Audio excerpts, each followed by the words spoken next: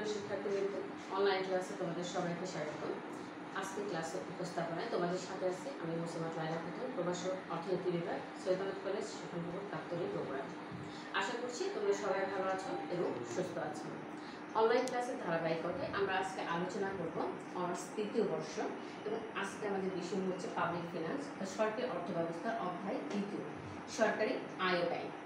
সরকারি এই অধ্যায় সম্পর্কে আমরা এর আগেও কিছু ক্লাস নিয়েছি এবং তারই ধারাবাহিকতায় এই অধ্যায়ে আজকে আমরা আলোচনা করব। অর্থাৎ আজকে আমাদের আলোচ্য বিষয় হচ্ছে বাংলাদেশের সরকারি ব্যয়ের খাতসমূহ বা বাংলাদেশের সরকারি ব্যয়ের প্রধান খাতসমূহ কী কী। সরকারি ব্যয়টা আসলে কি, এটা আমরা আগে জেনেছি। তারপরে বলবো যে আসলে একটা রাষ্ট্র পরিচালনার জন্য সরকার যে অর্থ ব্যয় করে থাকে তাকেই আমরা বলে থাকি সাধারণত সরকারি ব্যয়। আসলে সরকারি ব্যয় হচ্ছে সরকারি রাজস্ব পরিচালনার একটি গুরুত্বপূর্ণ বিষয়। একটা দেশের অবকাঠামো বা উন্নয়ন করতে গেলে অবকাঠামোগত উন্নয়ন, সেবা প্রদান, আর্থিক প্রশাসন, এগুলোর জন্য সরকারকে কী করতে হয়? প্রচুর পরিমাণ অর্থ বরাদ্দ রাখতে হয় প্রত্যেক বছরে। অর্থাৎ এর জন্য সরকার যে ব্যয় করে থাকে, অর্থ বরাদ্দ রাখে, এটাই হচ্ছে সরকারি ব্যয়। এই জন্য সরকারের বাজেটে প্রত্যেক বছর দেখা যায় বাজেটে উন্নয়ন এবং রাজস্ব দুই ধরনের ব্যয়ে বরাদ্দ করা হয়ে থাকে, এবং এর ভিত্তিতেই আসলে দেখা যায়, যদি আমরা এর আলোচনা করি তাহলে আমরা বলবো যে আসলে সরকারি ব্যয়ের খাতগুলো অনেকগুলো খাতে সমন্বয়ে আসলে সরকার ব্যয়, অনেকগুলো খাতে সরকার কী করে থাকে? ব্যয় করে থাকে। এবং এই খাতগুলো কী কী আমরা ধারাবাহিকভাবে সেগুলো আলোচনা করবো আজকে। তো সরকারি ব্যয়ের প্রথম এবং প্রধান খাত হিসেবে আমরা বলতে পারি শিক্ষা। শিক্ষা কথায় আছে শিক্ষা জাতির মেরুদণ্ড, তাই না? শিক্ষা ছাড়া কোনো জাতি উন্নয়ন করতে পারে না। একটা দেশকে উন্নয়ন করতে গেলে কিসের প্রয়োজন? শিক্ষা এবং প্রযুক্তিগত উন্নয়নের প্রয়োজন। আর এই শিক্ষা এবং প্রযুক্তিগত উন্নয়ন করতে গেলে আমাদেরকে কী করতে হবে? সরকারকে ব্যয় করতে হবে। অর্থাৎ এই সেক্টরগুলো কোনো ব্যক্তির পক্ষে কিন্তু সম্ভব নয়, বেসরকারিভাবে এই সেক্টরগুলোকে পরিচালনা করা সম্ভব নয়। কেন সম্ভব নয়? কারণ একজন ব্যক্তি মূলত তার ব্যবসা বা যেটাই বলো সে পরিচালনা করে মুনাফার উদ্দেশ্যে। অর্থাৎ এখানে কিন্তু জনকল্যাণটা অন্তর্নিহিত থাকে না, ব্যক্তির উদ্দেশ্য হচ্ছে মুনাফা অর্জন। এই জন্য আসলে বলা হয় যে একটা দেশকে যদি, অর্থাৎ সরকারি ব্যয়ের প্রথম এবং প্রধান খাতই হচ্ছে শিক্ষা ও প্রযুক্তি।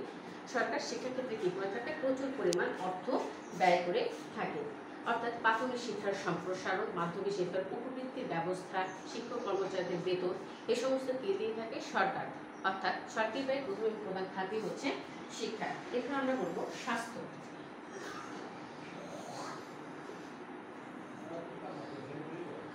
সরকারি ব্যয়ের আরেকটি গুরুত্বপূর্ণ খাত হচ্ছে স্বাস্থ্য। দেশের জনসাধারণের সুচিকিৎসার জন্য সরকারকে প্রত্যেক বছর অনেকটা অর্থ থেকে বরাদ্দ রাখতে হয়। ডাক্তার নার্সদের প্রশিক্ষণ, তাদের বেতন ভাতা, বিভিন্ন মেডিকেল কলেজ, প্রচুর পরিমাণ অর্থ সরকারকে কী করতে হয়? ব্যয় করতে হয়। কেন করতে হয়? জনগণের সুচিকিৎসা নিশ্চিত করার জন্য। এই জন্য বলা হয় সরকারি ব্যয়ের আরেকটি গুরুত্বপূর্ণ খাত হচ্ছে স্বাস্থ্য। এরপরে হচ্ছে কৃষি ও কৃষিভিত্তিক শিল্প। কৃষি ও কৃষিভিত্তিক শিল্প।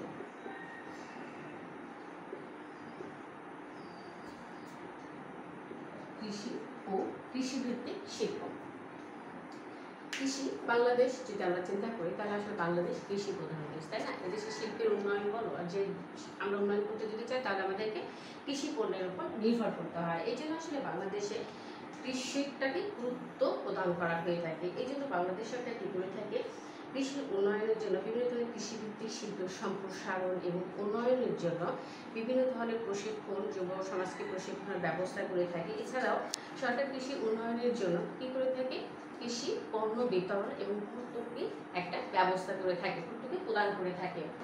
তাহলে আমরা বলতে পারি যে আসলে বাংলাদেশ সরকারি ব্যয়ের আরেকটি গুরুত্বপূর্ণ খাত হচ্ছে কৃষি এবং কৃষিভিত্তিক শিল্প। এরপরে মহিলা ও শিশু।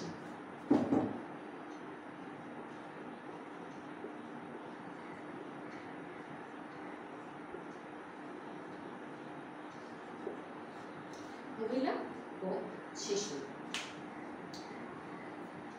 মহিলা এবং শিশু অর্থাৎ মহিলাদেরকে বিভিন্ন প্রশিক্ষণ এবং শিশুদের উন্নয়নের জন্য সরকার কি করে থাকে, প্রচুর পরিমাণ অর্থ ব্যয় করে থাকে। অর্থাৎ এটিও সরকারি ব্যয়ের আরেকটি গুরুত্বপূর্ণ খাত। মহিলা এবং শিশু বিষয়ক মন্ত্রণালয় তাদের বিভিন্ন কার্যক্রম এবং শিক্ষা প্রশিক্ষণের মাধ্যমে নারী এবং শিশুদেরকে কি করে থাকে, অধিকতর উন্নয়নের জন্য বিভিন্ন ধরনের সম্পৃক্তমূলক কর্মকাণ্ড পরিচালনা করে থাকে। অর্থাৎ এই কার্যক্রমের মাধ্যমে সরকার জেন্ডার সমতা প্রতিষ্ঠার চেষ্টা চালিয়ে যাচ্ছে। অর্থাৎ এই ক্ষেত্রে সরকারকে কি করতে হচ্ছে, প্রচুর পরিমাণ অর্থ ব্যয় করতে হয়, যেটি সরকারি ব্যয়ের আরেকটি গুরুত্বপূর্ণ খাত। প্রতিরক্ষা, এরপরে হচ্ছে আমরা বলবো প্রতিরক্ষা খাত। সরকারি ব্যয়ের আরেকটি গুরুত্বপূর্ণ খাত হচ্ছে প্রতিরক্ষা।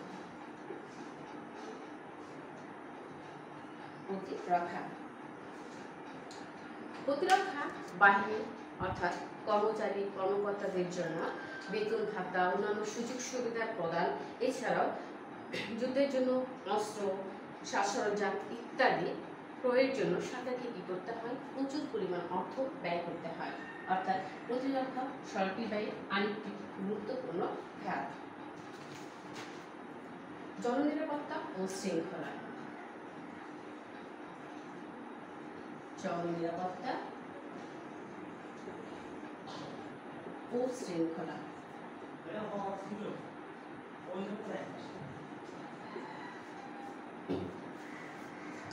জনগণের নিরাপত্তা অর্থাৎ সামাজিক নিরাপত্তা প্রত্যেক ব্যক্তির জন্য বা প্রত্যেক সমাজের জন্য অতি গুরুত্বপূর্ণ একটি বিষয়। একটা দেশে যদি সামাজিক নিরাপত্তা বা না থাকে, যদি আইন শৃঙ্খলা যদি সঠিকভাবে পরিচালিত না হয়, তাহলে আসলে সেই দেশের পক্ষে উন্নয়ন করা সম্ভব নয়। এই জন্য প্রতিটি রাষ্ট্রে কী করে থাকে, তাদের সামাজিক নিরাপত্তা এবং শৃঙ্খলা বজায় রাখার জন্য অর্থ ব্যয় করে থাকে। বাংলাদেশও তার বাইরে নয়। অর্থাৎ আইন, বিচার, সংসদ বিষয়ক মন্ত্রণালয় এবং সুপ্রিম কোর্ট, এগুলো সবই স্বরাষ্ট্র মন্ত্রণালয়, এগুলো সবই কিন্তু আসলে জননিরাপত্তা এবং শৃঙ্খলা এর অন্তর্ভুক্ত।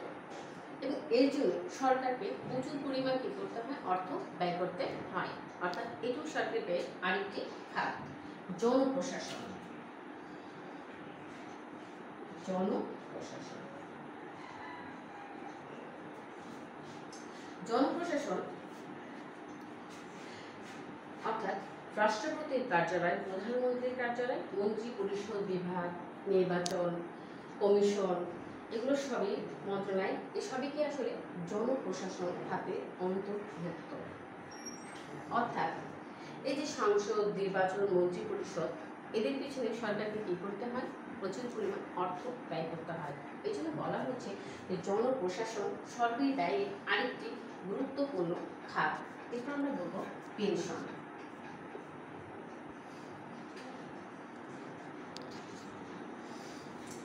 পেনশন সরকারি ব্যয়ের আরেকটি গুরুত্বপূর্ণ খাত।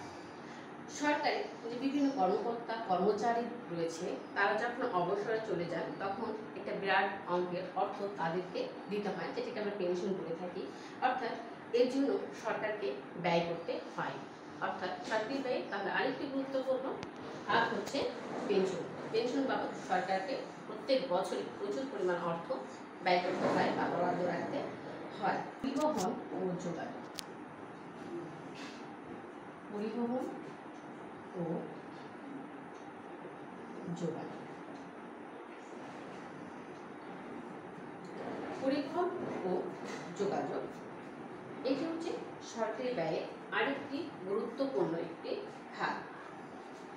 এখন এই পরিবহন ও যোগাযোগ ব্যবস্থার মধ্যে রয়েছে সড়ক, রেলপথ, আকাশপথ, নৌ পরিবহন, এগুলো সবই পর্যটন, ডাক বিভাগ, টেলিযোগাযোগ, এগুলো সবই কিন্তু আসলে পরিবহন এবং যোগাযোগ ব্যবস্থা অন্তর্ভুক্ত। অর্থাৎ এই ধরনের সকল ব্যয় কিন্তু এই নির্বাহী পরিকল্পনা আমরা যেগুলো করবো সবই পরিবহন যোগাযোগ ব্যবস্থার অন্তর্ভুক্ত। অর্থাৎ পরিবহন যোগাযোগ ব্যবস্থার ক্ষেত্রে এই সমস্ত উন্নয়নের ক্ষেত্রে নৌপথ, সড়ক, রেলপথ, এগুলো উন্নয়নের জন্য সরকারকে কী করতে হয়, প্রচুর পরিমাণ অর্থ ব্যয় করতে হয়। কেননা একবার রাস্তা তৈরি করে যেখানে সারা জীবন চলে যাচ্ছে তা না, এগুলোকে কী করতে হয়, আবার কারেকশন করতে হয়, তাই না? মেরামত করতে হয়, ভেঙে যায়, এগুলোকে আবার পুরো মেরামত করতে হয়, নতুন করে তৈরি করতে হয়। এই জন্য সরকারকে কী করতে হয়, প্রচুর পরিমাণ অর্থ ব্যয় করতে হয়। যদি পরিবহন যোগাযোগ ব্যবস্থার উন্নয়ন না হয় তাহলে আসলে একটা দেশের কিন্তু শিল্পের বিস্তার কিন্তু ঘটানো সম্ভব নয়, একটা দেশকে উন্নয়ন করা সম্ভব নয়। এই জন্য এই সেক্টরটাতে সরকারকে প্রচুর পরিমাণ অর্থ ব্যয় করতে হয়। স্থানীয় সরকার ও পল্লী উন্নয়ন। স্থানীয় সরকার ও পল্লী উন্নয়ন।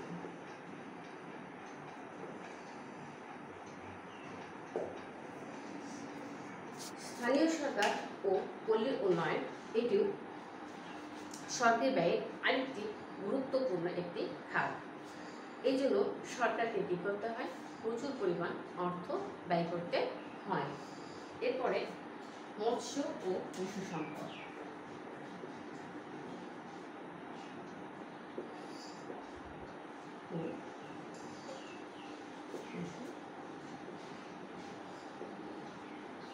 মৎস্য ও পশু সম্পদ।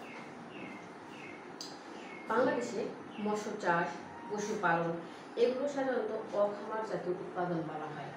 এই ব্যক্তিগতভাবে উৎপাদনগুলোকে আসলে খামারে উৎপাদনের জন্য সরকারকে কী করতে হয়, যুব সমাজকে প্রশিক্ষণ দিতে হয়, তাদেরকে বিভিন্ন ধরনের শিক্ষার আওতায় নিয়ে আসতে হয়, কারিগরি শিক্ষার ব্যবস্থা। এই ধরনের শিক্ষার মাধ্যমে সরকার কী করে থাকে, মৎস্য পশু সম্পদ উন্নয়নের জন্য বিভিন্ন ধরনের অর্থ ব্যয় করে থাকে। অর্থাৎ মৎস্য ও পশু সম্পদ এটাও সরকারি ব্যয়ের আরেকটি গুরুত্বপূর্ণ উৎস। ক্ষুদ্র ও মাঝারি শিল্প।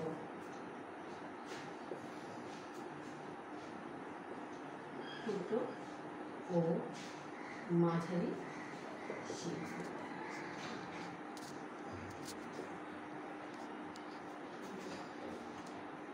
ক্ষুদ্র ও মাঝারি শিল্প অর্থাৎ একটা দেশের উন্নয়ন মূলত ক্ষুদ্র এবং মাঝারি শিল্পের উন্নয়নের উপর ডিপেন্ড। ক্ষুদ্র ও মাঝারি শিল্প যদি উন্নয়ন না হয় তাহলে আসলে কেননা বিভিন্ন শিল্পের কাঁচামালগুলো কিন্তু আমরা গৃহ শিল্পের কাঁচামালগুলো কিন্তু মাঝারি শিল্প থেকেই পেয়ে থাকি। যদি এই শিল্পগুলোকে বাঁচানো সম্ভব না হয় তাহলে বৃহৎ শিল্পের প্রসার ঘটানো সম্ভব নয়। অর্থাৎ ক্ষুদ্র ও মাঝারি শিল্পের উন্নয়নের জন্য সরকার প্রচুর পরিমাণ অর্থ ব্যয় করে থাকে।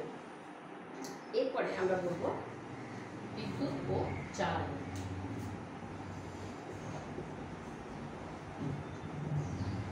বিদ্যুৎ ও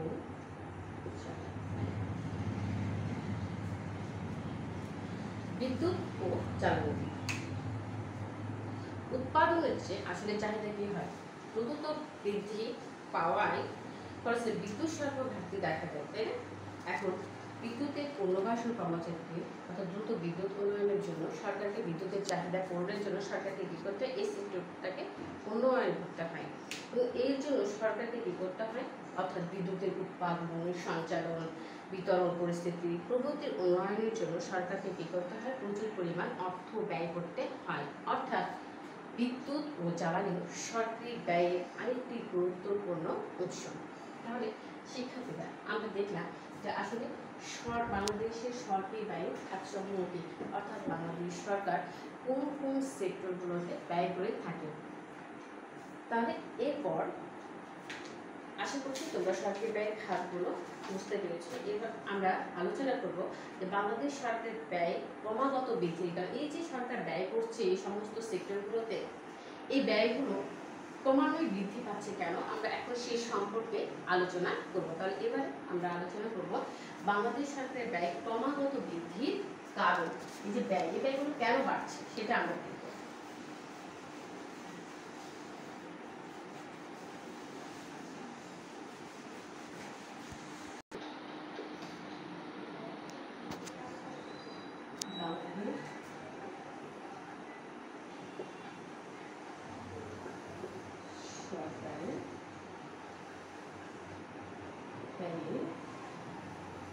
ক্রমাগত বৃদ্ধির কারণ।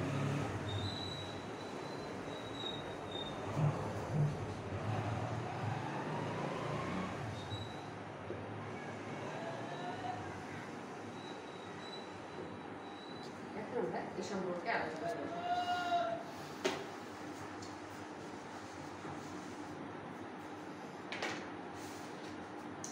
বাংলাদেশ সরকারের ব্যয় এটা কেন আসলে ক্রমাগতভাবে বৃদ্ধি পাচ্ছে, এর কারণগুলো কী কী, এর পিছনে কী কী কারণ রয়েছে, আমরা এখন সেগুলো সম্পর্কে আলোচনা করব।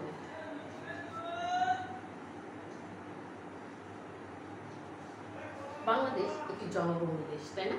এই দেশের জনসংখ্যা কিন্তু খুব দ্রুত গতিতে বাড়ছে। এখন জনসংখ্যা, এখন একটা পরিবার যখন 2 জন থেকে 3 জন, 3 জন থেকে 4 জন হয়, তখন কিন্তু তার ব্যয়টাও ক্রমাগত বাড়তে থাকে, তাই না? ঠিক তেমনি এর সাথে আরও সংশ্লিষ্ট বিষয়গুলো যখন বাড়বে তখন ব্যয়ও বাড়বে। ঠিক তেমনি দেশে কিন্তু তাই। আমাদের দেশটা আসলে জনপ্রধান দেশ, জনসংখ্যা খুব দ্রুত গতিতে বৃদ্ধি পায়। এই জন্য বলা হচ্ছে যে বাংলাদেশের সরকারি ব্যয়ের ক্রমাগত বৃদ্ধির প্রথম এবং প্রধান কারণে হচ্ছে জনসংখ্যা বৃদ্ধি, ক্রমবর্ধমান জনসংখ্যা।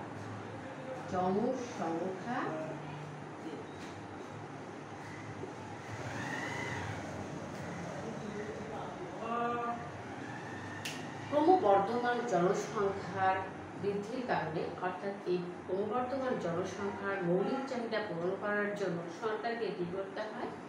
প্রচুর পরিমাণ অর্থ ব্যয় করতে হয়। আর এর কারণে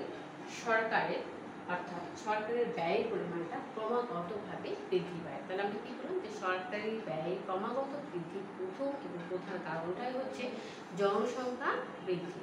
জনসংখ্যা দ্রুত বৃদ্ধির ফলে এই অতিরিক্ত জনসংখ্যার মৌলিক চাহিদা পূরণ করার জন্য সরকারকে কী করতে হয়? বিপুল পরিমাণ অর্থ ব্যয় করতে হয়, ফলে সরকারি ব্যয়টা বৃদ্ধি পায়। তো এই মৌলিক চাহিদাগুলো আছে শিক্ষা, স্বাস্থ্য, তাই চিকিৎসা, এগুলো আমাদেরকে আসলে মৌলিক চাহিদা। বাসস্থান। এখন আমরা এরপরে বলবো যে জনসংখ্যা ব্যয়ে অর্থাৎ সরকারি ব্যয়ে বৃদ্ধির আরেকটি গুরুত্বপূর্ণ কারণ হচ্ছে শিক্ষা। ক্রমবর্ধমান জনসংখ্যার শিক্ষা নিশ্চিত করার জন্য সরকারকে কি করতে হয়? নতুন নতুন শিক্ষা প্রতিষ্ঠান স্থাপন করতে হয়। এই জন্য কি করতে হবে? সেই সমস্ত শিক্ষা প্রতিষ্ঠান কর্মকর্তা কর্মচারী এগুলো কি নিয়োগের পরিমাণ বাড়াতে হয়, বৃদ্ধি করতে হয়। এই জন্য সরকারকে প্রত্যেক বছর কি করতে প্রচুর পরিমাণ অর্থ ব্যয় করতে হয়। অর্থাৎ সরকারের ব্যয় ক্রমাগত বৃদ্ধির আরেকটি গুরুত্বপূর্ণ কারণ হচ্ছে শিক্ষা। এটা হচ্ছে প্রতিরক্ষা ব্যয় বৃদ্ধি।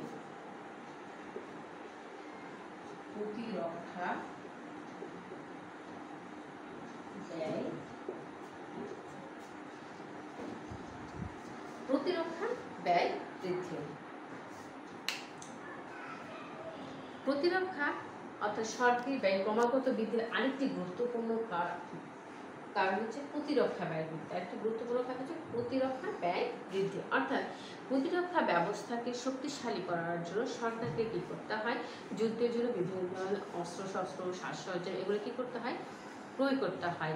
এবং এই প্রতিরক্ষা বাহিনীকে, সেনাবাহিনী, পরিবাহিনী এদের প্রশিক্ষণের ব্যবস্থার জন্য প্রচুর পরিমাণ অর্থ ব্যয় করতে হয়। এই জন্য সরকারের ব্যয়টা কি হয়? ক্রমাগতভাবে বৃদ্ধি পাচ্ছে। তাহলে আমি করতে পারি বাংলাদেশ সরকারের ব্যয় ক্রমাগত বৃদ্ধির আরেকটি গুরুত্বপূর্ণ কারণ হচ্ছে প্রতিরক্ষা ব্যয় বৃদ্ধি। প্রাকৃতিক দুর্যোগ মোকাবেলা। প্রাকৃতিক দুর্যোগ মোকাবেলা।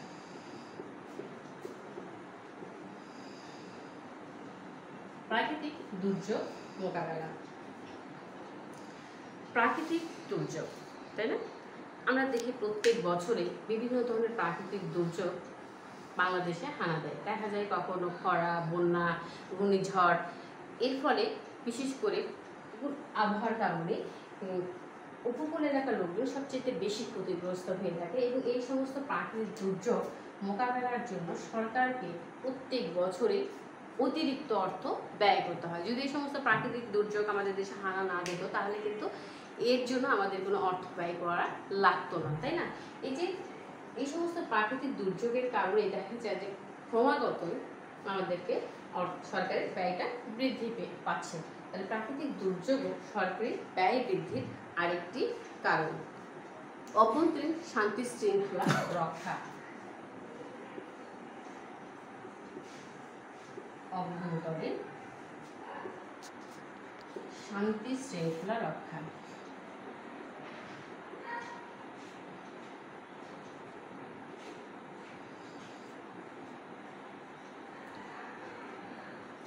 অভ্যন্তরীণ শান্তি শৃঙ্খলা রক্ষার জন্য সরকারি ব্যয় বৃদ্ধি পায়।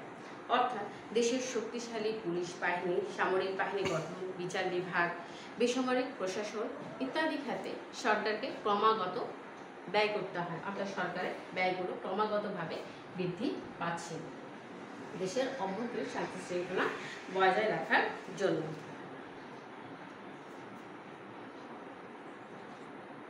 মৌলিক চাহিদা।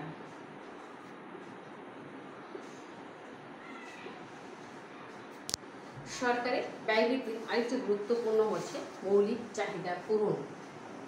বলতে পারি মৌলিক চাহিদা পূরণ করা। মৌলিক চাহিদা পূরণ আমি একটু আগেই বলেছিলাম যে আমাদের 4টি মৌলিক চাহিদা রয়েছে: অন্ন, বস্ত্র, শিক্ষা, বাসস্থান, তাই না, চিকিৎসা। এই সমস্ত মৌলিক ইত্যাদি মৌলিক চাহিদা পূরণ করার জন্য সরকারকে কী করতে হয়? সরকারকে অর্থ ব্যয় করতে হয়। অর্থাৎ সরকারের ব্যয় বৃদ্ধির আরেকটি গুরুত্বপূর্ণ কারণ হচ্ছে জনগণের মৌলিক চাহিদা পূরণ।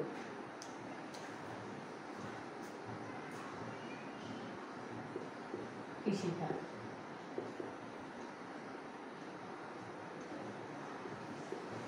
কৃষিখাত সরকারি ব্যয় বৃদ্ধির আরেকটি উৎস হচ্ছে কৃষিখাত। কারণ অর্থাৎ আমাদের দেশে কৃষিখাত কিন্তু এখনো উন্নয়নের ছোঁয়া কিন্তু এখনো লাগেনি। আমরা কিন্তু এখনো আধুনিক পদ্ধতিতে চাষাবাদের যে ব্যবস্থা, যেমন উৎপাদন বা সেচ প্রকল্পে, এগুলো কিন্তু আমরা আধুনিক যে যন্ত্রপাতিগুলো সেগুলো কিন্তু এখনো ব্যবহার সম্ভব হয়নি।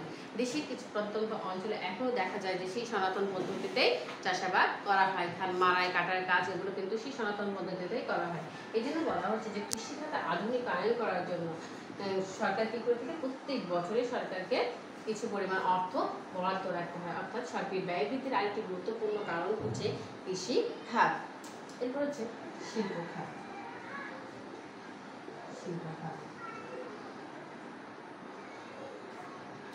শিল্প খাত জনগণের আয় এবং কর্মসংস্থান বৃদ্ধির জন্য সরকারি উদ্যোগে বাংলাদেশি বেসরকারি শিল্পের পরিপূরক বা বিকল্প হিসেবে বিভিন্ন ধরনের শিল্প প্রতিষ্ঠা করার জন্য সরকারকে কী করতে হয়? ব্যয় বৃদ্ধি করতে হয়।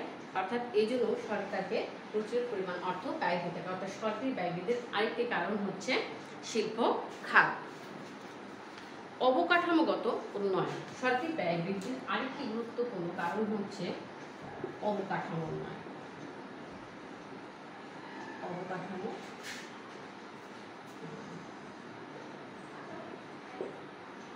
সরকারি ব্যয় বৃদ্ধির আরেকটি কারণ হচ্ছে অবকাঠামো উন্নয়ন। অর্থাৎ অবকাঠামো উন্নয়ন বলতে আসলে বোঝানো হচ্ছে রাস্তাঘাট, শিক্ষা প্রতিষ্ঠান, বিভিন্ন দালানকোঠা এগুলোর উন্নয়নকে বোঝানো হয়। অর্থাৎ এই অবকাঠামোগত উন্নয়ন বাবদ সরকারকে প্রচুর পরিমাণ অর্থ ব্যয় করতে হয়। একটা দেশে যদি রাস্তাঘাট এগুলোর যদি উন্নয়ন না হয় তাহলে কিন্তু আসলে সেই দেশের শিল্প আর শিক্ষা কোনোটারই উন্নয়ন সম্ভব, জীবনযাত্রার মান কোনোটারই উন্নয়ন সম্ভব নয়। কেন? একজন ব্যক্তি কখনোই রাস্তাঘাটের একজন ব্যক্তিগতভাবে কিন্তু কেউ আমরা কি রাস্তাঘাট কি পরিষ্কার পরিচ্ছন্ন এগুলো কি করে? এগুলো কিন্তু আসলে সরকারি উদ্যোগ, সরকারই করে থাকে, এই ধরনের ব্যবস্থা করে থাকে এবং এই ব্যয়গুলো কিন্তু সরকারকে বহন করতে হয়। এই ধরো এই যে সরকার 4 লেন রাস্তা তৈরি করছে ঢাকা শহরে, এরপর আমাদের বগুড়াতে, সারা বাংলাদেশে চলছে। এরপর বিভিন্ন ধরনের মসজিদ নির্মাণ করছে, বিভিন্ন ধরনের শিক্ষার উন্নয়নের জন্য বিভিন্ন ধরনের শিক্ষা প্রতিষ্ঠান স্থাপন করছে দেশের আনাচে কানাচে।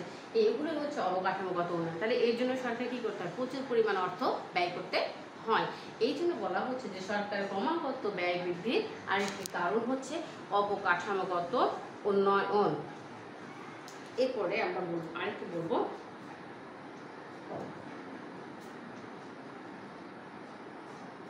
দ্রব্যমূল্য বৃদ্ধি।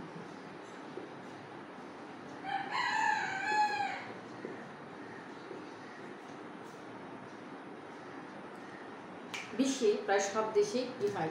দ্রব্যমূল্য বৃদ্ধি পাচ্ছে। বাংলাদেশে কিন্তু তার বাইরে নয়, আমাদের দেশেও কিন্তু দ্রব্যমূল্যটা খুব দ্রুতভাবে বৃদ্ধি পায়। এই জন্য বলা হচ্ছে এই কারণে সরকার বিভিন্ন ধরনের দ্রব্যমূল্যটাকে নিয়ন্ত্রণের জন্য বিভিন্ন ধরনের কর্মসূচি গ্রহণ করে এবং এই কর্মসূচি বাস্তবায়নের জন্য বিভিন্ন ধরনের কর্মসূচিগুলো বাস্তবায়নের জন্য সরকারকে প্রচুর পরিমাণ অর্থ ব্যয় করতে হয়। তাহলে শিক্ষার্থীরা আমরা দেখলাম যে আসলে এরপর আমরা আরও বলতে পারি শহরায়ন,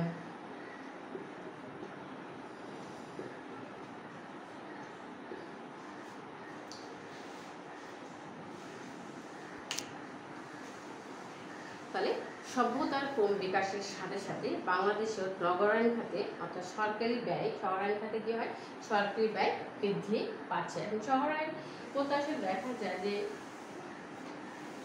রাস্তাঘাট, শিক্ষা প্রতিষ্ঠান, বড় বড় দালানকোঠা, শিল্প, তাই না, শিল্প প্রতিষ্ঠানগুলো যে স্থানে যে জায়গাটাকে কেন্দ্র করে স্থাপন করা হয় সেখানেই আসলে নগরায়ণ বা শহরায়ণ করে থাকে। গ্রাম থেকে জনগণ পুরো দেখা যায় সেই দিকেই ধাবিত হয়ে থাকে। যেমন দেখো, আমাদের বিভিন্ন দেশের বিভিন্ন অঞ্চলে বসবাসরত জনগণ তাদের কর্মসংস্থানের জন্য বেশিরভাগই তারা কোথায় ছুটে যায়, ঢাকা শহরে। কেন ছুটে যায়? ঢাকা আমাদের রাজধানী এবং সেখানে প্রচুর কর্মসংস্থানের সুযোগ রয়েছে। শহরায়ণ বা নগরায়ণের বিবর্তন সেখানে ঘটেছে, এই জন্য তার জনসংখ্যাগুলো হুমড়ি খেয়ে কোথায় চলে যাচ্ছে, ঢাকা শহরের দিকে ধাবিত হচ্ছে। গ্রাম থেকে বিভিন্ন গার্মেন্টস শিল্পগুলোতে কাজ করার জন্য তারা সেই দিকে ধাবিত হচ্ছে। এই যে শহরায়ণ আর এই ব্যবস্থার উন্নয়নের জন্য সরকারকে কী করতে হয়, প্রচুর পরিমাণ ব্যয় করতে হচ্ছে। রাস্তাঘাট, অবকাঠামোগত উন্নয়ন যেটা আমরা বললাম, এই উন্নয়নগুলো সরকারকে করতে হয়। তাহলে এই যে শহরায়ণ, এটার জন্য সরকারকে কী করতে হয়, পানি নিষ্কাশনের ব্যবস্থা করতে হচ্ছে। এগুলো সবই করে থাকে, সরকার করে থাকে। এই জন্য সরকারকে প্রচুর পরিমাণ অর্থ ব্যয় করতে হয়। তাহলে শিক্ষার্থীরা আমরা দেখলাম যে আসলে বাংলাদেশ সরকার যে ব্যয় করে থাকে এবং সেই ব্যয়গুলো ক্রমাগত কেন বৃদ্ধি পাচ্ছে সেই কারণগুলো আমরা এখন শিখলাম। তোমরা বুঝতে পেরেছ। তো আসলে তোমরা আমার পড়ানোর পাশাপাশি তোমরা অবশ্যই 2-3টা বই ফলো করে পড়াশোনা করবে। তাই এগুলো যেহেতু থিওরিক্যাল, যত পড়বে ততই আসলে তোমরা বুঝতে পারবে, তোমরা বিভিন্ন আরও অনেক বেশি পয়েন্ট সম্পর্কে তোমাদের ধারণা হবে। তো আজকে এই পর্যন্ত। আশা করবো আগামী ক্লাস পর্যন্ত তোমরা সবাই ভালো থাকবে এবং সুস্থ থাকবে। আল্লাহ হাফেজ।